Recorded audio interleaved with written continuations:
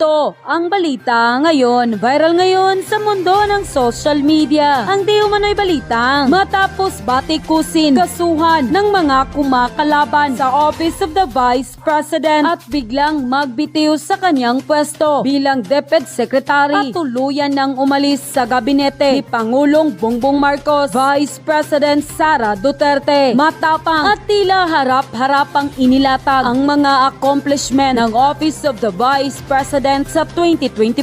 Pero bago ang lahat, kung bago ka pa lamang sa aming channel, please huwag kalimutang mag-like, subscribe at i-click ang notification bell para mas maging updated ka palalo sa lahat pa ng bagong video na i-upload namin. At eto na nga mga kababayan, Vice President Sara Duterte ginulat at tila sinampal ng katotohanan ang mga taong bumabatikos, lalong-lalo na si Tambaloslos at ang mga makakaliwang grupo at ang mga kumontra sa confidential fund ng Office of the Vice President. Dahil sa videong ito, tila harap-harapang pinatunayan ng Office of the Vice President at ni Vice President Sara Duterte na hindi siya kurap at totoong may malasakit siya sa mga Pilipino, lalong-lalo na sa mga mahihirap nating kababayan. At makikita nga sa event na ito kung saan tila tinawag ng host na President si VP Sara na tila ikinabigla nito, kaya pakiwari ng taong bayan na maging sila ay sobra nang excited na tawaging Pangulo si VP Sara Duterte at tiyak di umano na may magagalit na naman dahil sa kaganapang ito. Gayunpaman, marami sa ating mga kababayan ang labis na natuwa dahil inilabas na ni Vice President Sara Duterte ang mga katibayan ng mga proyektong kanyang inilatag at napagtagumpayan. Sa kabila ng mga pangbabatikos ay labis na humanga dahil sa kanyang ipinakitang katatagan. At ayon pa sa kanila, good job VP Sara, keep up the good work. Sana all working in the government ay maglahad ng accomplishment report gaya ng ginawa mo para malaman ng tao o kung ano ang nagawa ng taong ibinoto nila. Thank you VP Sara at pinangunahan mo. Sana all gagawin iyan mula barangay pataas, lokal and nasyonal. Wow, ang galing. Satisfied talaga ako sa service ng VP. I love you VP Inday Sara. Wow, way to go VP Sara. Salute you. Yung mga dada ng dada sa Senado, yun lang ang kanilang mga nagagawa. Huyo kayo kay VP Sara. Sige, batikos pa. Kayo ang napapahiya. Dada pa more habang nagliligalig kayo. Si VP Sara, marami nang nagawa. Yan ang tunay na tumutulong sa mamamayang Pilipino. Di tulad ng iba, hindi tutulong kung walang kamerang nakatutok. Thank you very much VP Sara Duterte sa mga nagawa mo at sa susunod pang mga project mo. Ikaw ang iboboto namin 100% sa susunod na eleksyon bilang presidente ng Pilipinas. Ingat ka lagi. Karapat dapat mamuno si VP Sara Duterte sa ating inang bayan. Tapat at masipag magtrabaho. We love Sara Duterte for president. Nako, ang galing talaga ni VP Sara. Maraming napatunayan kahit binatikos sa confidential fund. Ang layo talaga ni Tamba kay VP. Kahit hindi binigyan ng malaking budget, marami pa ring napagtagumpayan at napatunayan, kaya ibinoto ng milyong Pilipino. Well deserved. Yan ang mga Duterte, matapat sa serbisyong totoo. End quote.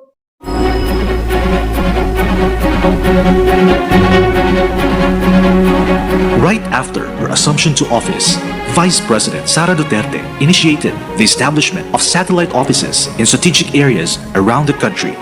The decision was guided by the vision of the Office of the Vice President to be a dynamic partner institution in nation building that creates a lasting impact in every Filipino. Through these satellite offices, OVP services have become more accessible to Filipinos outside the national capital region. Since 2022, 10 OVP satellite offices opened their doors to the public and ushered in much-needed assistance in different regions across the country.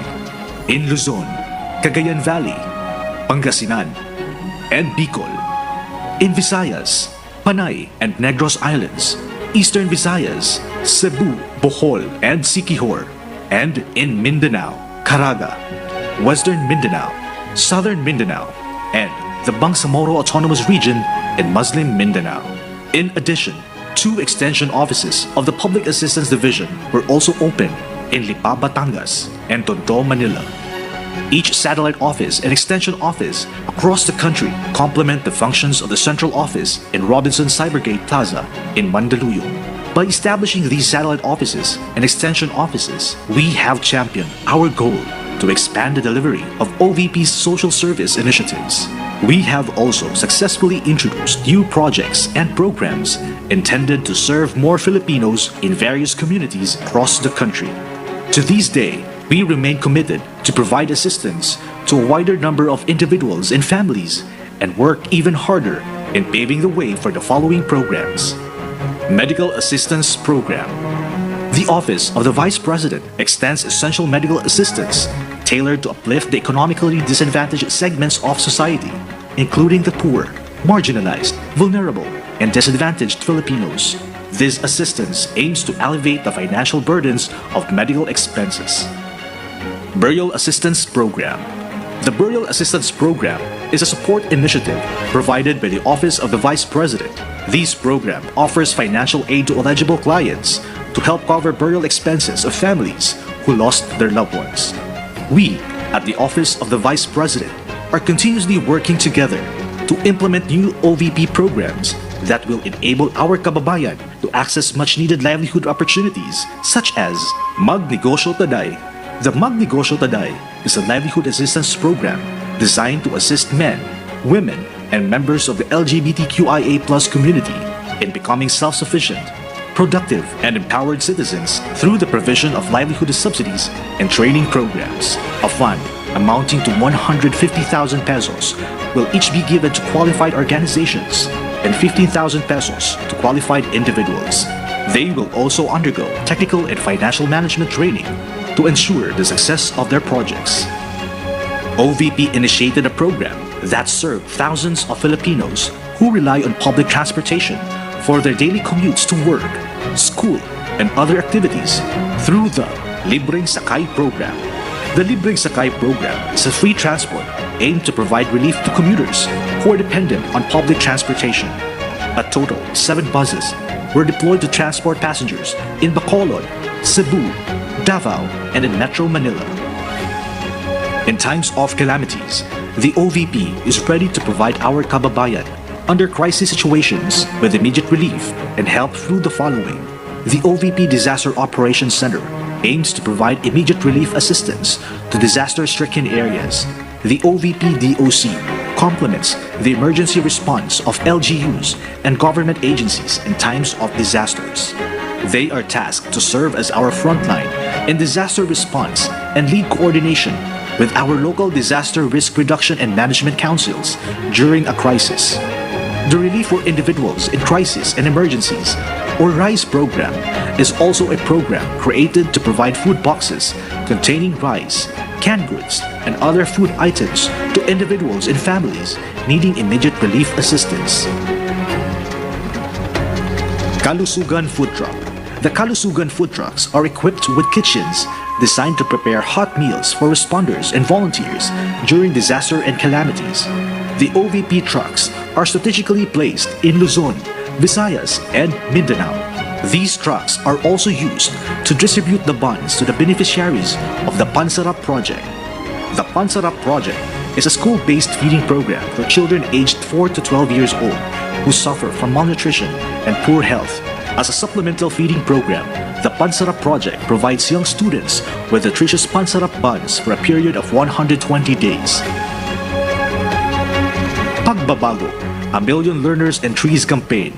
The Pagbabago, a Million Learners and Trees Campaign is a 3-pronged initiative that underscores the value of education, oral health, and the protection of the environment by aiming to plant 1 million trees. The bags distributed contain school supplies and dental kits for learners in remote communities and economically challenged families. This advocacy program hopes to inspire young learners so they will relentlessly pursue their dreams for better education. You Can Be VP. The You Can Be VP program offers a unique experience to its selected participants, an opportunity to join the VP on her official foreign trips and observe the VP's engagements and activities as part of her delegation. This program aims to inspire future leaders among the youth. Reflected in these OVP initiatives are the aspirations for community empowerment, promotion of education and patriotism, and advancement of a peaceful, secure, and stable life for Filipinos. This is the office of the Vice President. We are dedicated to serve the highest welfare of our kababayan, especially those who are most in need. We remain committed to deliver efficient, accessible, and responsive public services and programs for the good of all Filipinos. And together, we will steadfastly work with compassion, sincerity, and diligence to pursue our shared hope of a brighter future for our nation. Ladies and gentlemen, to deliver her keynote message, let us welcome the Honorable Sara Z. Duterte, Vice President of the Republic of the Philippines and Secretary of the Department of Education. Thank you. Please take your seats. Mga kababayan, ladies and gentlemen, assalamualaikum. Madayaw, mayong adlaw kaninyong tanan. Magandang araw sa inyo lahat. Unang-una, nagpapasalamat po ako sa lahat ng mga naririto ngayon at patuloy na kaagapay ng Office of the Vice President sa paglilingkod sa mga Pilipino. Hindi matatawaran ang halaga ng inyong kontribusyon sa mga proyekto at programa ng OVP para sa ating mga kababayan. The Office of the Vice President would not have accomplished even half of what we have achieved without your trust in the integrity of the OVP, your dedication to public service, and your commitment to uplifting the lives of the Filipino people. We have a long list of organizations to thank, from the government and private sectors, from the business community, people's organizations, local government units, and private individuals. Last year, Pasidungog was a celebration of partnership we forged through the values we all uphold as government institutions with a common pursuit of a better life for Filipinos. We continue to celebrate our partnerships today as we take a closer look at the changes that happen to the individuals, families, groups, or communities that we have reached. The impact of our collaborations on the lives of those who needed medical care, burial assistance, immediate relief assistance, food aid, free public transports, and school supplies has been incredibly significant. And our delivery of public services have profoundly made a difference in the lives of our people. When we brought government programs to the communities through our satellite offices and extension offices, we essentially brought the government right to the doorsteps of Filipino homes. Essentially, we have two kinds of interventions. First, services that provide immediate help to citizens in distressing situations. And second, services that provide long-term solutions to social issues confronting our citizens. The first intervention supports people experiencing hunger, financial insecurity, medical crisis, and calamities. The second are initiatives that build the capacity of communities to address issues that impact their lives. Both initiatives aim to put Filipinos at the center of everything we do, where every Filipino has the opportunity to thrive and become participants in nation building. We received thousands of letters from groups all over the country expressing their desire to become recipients of the OVP flagship program, Magnegosyo Taday. And we also received letters from individuals expressing the same desire to become recipients of the program. Naisip namin, ang pag-unlad ay nagsisimula sa desisyon ng isang individual na maging kapaki-pakinabang. Kung kaya't binuksan natin sa OVP ang programa para sa mga individual na may pagnanais na maging produktibo para tulungan ang kanyang sarili, ang kanyang pamilya, at ang kanyang komunidad. This is proof that our commitment-based partnerships gave birth to Paglaom ug Paningkamot. And this makes our celebration even more meaningful and inspiring. Dahil ang paglaom ug paningkamot, o hope and hard work, are among the powerful life lessons that we should arm ourselves with and bring along with us to pursue our dreams. Hope and hard work strengthen the spirit and resolve to overcome times of despair, adversity, and desperation. One who works hard is one who hopes. Naitanim natin ang pag-asa at pagsisikap nang magdesisyon tayo na damayan ang ating Pilipino na nangangailangan ng tulong at nahihirapan sa buhay. Nahitabo kini human nga kita nagdesisyon nga mubarog sa katawhang Pilipino ug sa kanunay magmatinud-anon sa prinsipyo sa serbisyo publiko. Allow me then, ladies and gentlemen, to report to you and to the nation the progress of the programs and projects of the Office of the Vice President that were only made possible through your support. The Office of the Vice President continues to reach millions of financially challenged families needing medical assistance. The Medical Assistance Program is the top OVP social service for Filipinos. In April 2023, we reached 22,970 Filipinos. From May 2023 to April 2024, our satellite office and OVP central office focused on enhancing our efficiency to support more Filipinos needing medical assistance. As a result, by April 2024, we quadrupled our reach and assisted 119,234 individuals. One of our beneficiaries was a boy from Eastern Samar.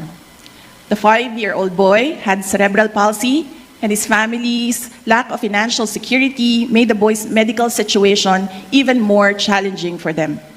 His mother, Christine, sought our help through the OVP Eastern Visayas Satellite Office. His daily struggle living with cerebral palsy is shared by a family that constantly worries about the risk of him acquiring life-threatening respiratory health conditions. We donated a set of equipment that addresses the boy's respiratory issues. The best that we can do is to ensure that breathing becomes less difficult for him. With an increased reach, our medical assistance program disbursed 1 billion pesos in contrast to just 236 million pesos in April of last year. We thank our partner hospitals, pharmacies, and other social service providers for the success of our program. In April 2024, over 30,000 families accessed our burial assistance totaling 150 million pesos. Compared to last year's period, the program only assisted 6,175 families utilizing 30.8 million pesos. The 400% increase indicates a substantial expansion in the reach and impact our burial assistance program. What started with a single beneficiary, we now have 12 people's organizations who are beneficiaries of the Magnegosyo Taday program. Nakakatuwa ang kwento ng mga benepisyaryo natin. Makikita natin sa kanila ang likas na tibay ng loob ng mga Pilipino para lumaban upang magtagumpay sa harap ng mga pagsubok sa buhay. Katulad na lang ng kwento ng mga miyembro ng Barangay Habag Fisher Folks Association sa Surigao del Sur. Mahirap ang kanilang buhay. May mga anak na pinag-aaral. Walang ibang pinagkakakitaan kundi ang pangingisda. Ngunit, hindi organisado ang mga mangingisda ng barangay. Kanya-kanya ang kanilang operasyon. Kanya-kanya rin sila sa pagharap ng mga problema at paghahanap ng solusyon. However, it only takes one person to initiate change. Isa si Danilo sa naglakas ng loob na hikayatin ang mga kapwa mangingisda na magtatag ng grupo. Alam ni Danilo na kapag organisado, maraming oportunidad ang magbubukas para sa kanila. At matapos nilang itatag ang Barangay Habag Fisher Folks Association, hindi lamang oportunidad ang nagbukas sa kanila, kundi pati pag-asa. Ang kasanatian sa Barangay Habag Fisher Folks Association nagpakita kanato sa pagtubo sa kooperasyon sa mga miyembro sa komunidad ug ang pagkusog sa ilahang maayong pagtagad sa usag-usa. Ang Barangay Habag Fisher Folks Association karon ang nagunang supplier og isda sa ilang lugar ug mga sikbit nga barangay. Currently, 12 civil society organizations comprising over 26,000 members have benefited from the Magnegosyo Taday entrepreneurial support. Each organization received 150,000 pesos for their livelihood projects. Nais ko lang ibahagi sa inyo ang kwento ng Mika, ang unang women's organization na tumanggap ng Magnegosyo Taday Fund. Ang mga miyembro ng Mika ay nakapagkita sa akin noong Marso para ipaabot sa OVP ang kanilang pasasalamat sa kanilang narating 2 taon pagkatapos nila naging recipient ng programa. Dalan din nila ang application forms para sa akin dahil nais kong maging member ng Mika.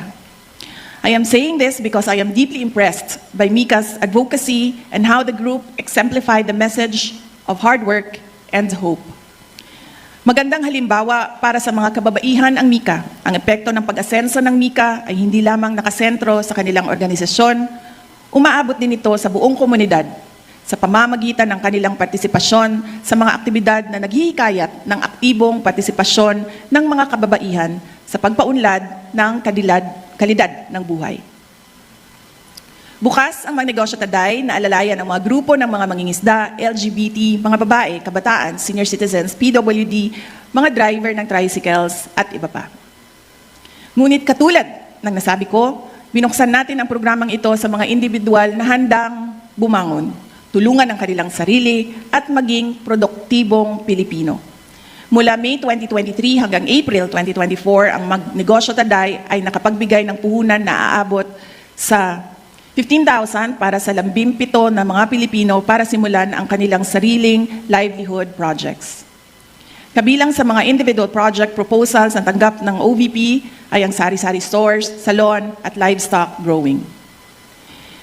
Pinapangarap natin na mas marami pang mga grupo o individual mula sa mga komunidad ang maabot natin sa pamamagitan ng Magnegosyo Taday.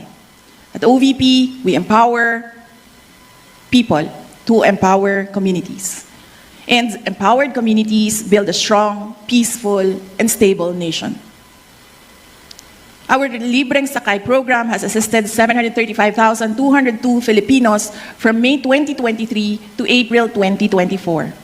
Since we started this project in 2022, we have already provided free transport services to 1.1 million Filipinos.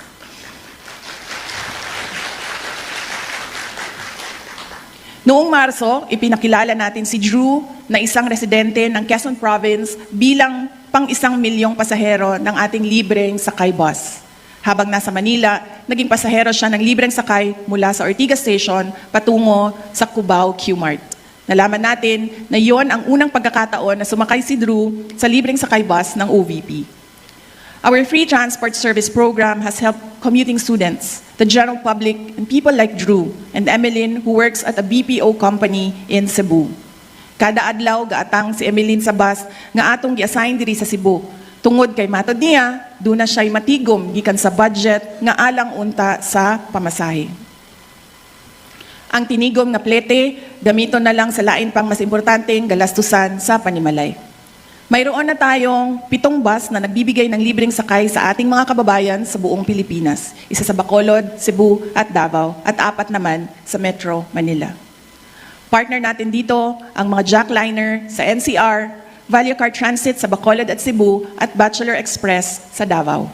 Daghang salamat sa inyong suporta ug tabang dili lamang sa OVP kundi sa atong mga nanginahanglan na katawhang Pilipino. Isa rin sa mga una nating ginawa noong 2022 ay pagpasok natin sa OVP ang pagtatayo ng Disaster Operations Center o DOC. Ang DOC ay siyang nangunguna sa mga relief operations ng ating tanggapan at ito rin ang namamahala ng ating kalusugan food trucks. May from May 2023 to April 2024, the DOC conducted 92 relief operations which served 205,692 families all over the country. During these operations, 39,138 relief bags amounting to more than 37 million and 15,000 food bags amounting to more than 6 million were also provided. Isa sa mga nagawa ng OVP-DOC ang pagtulong sa mga biktima ng baha sa Lucena City noong Mayo.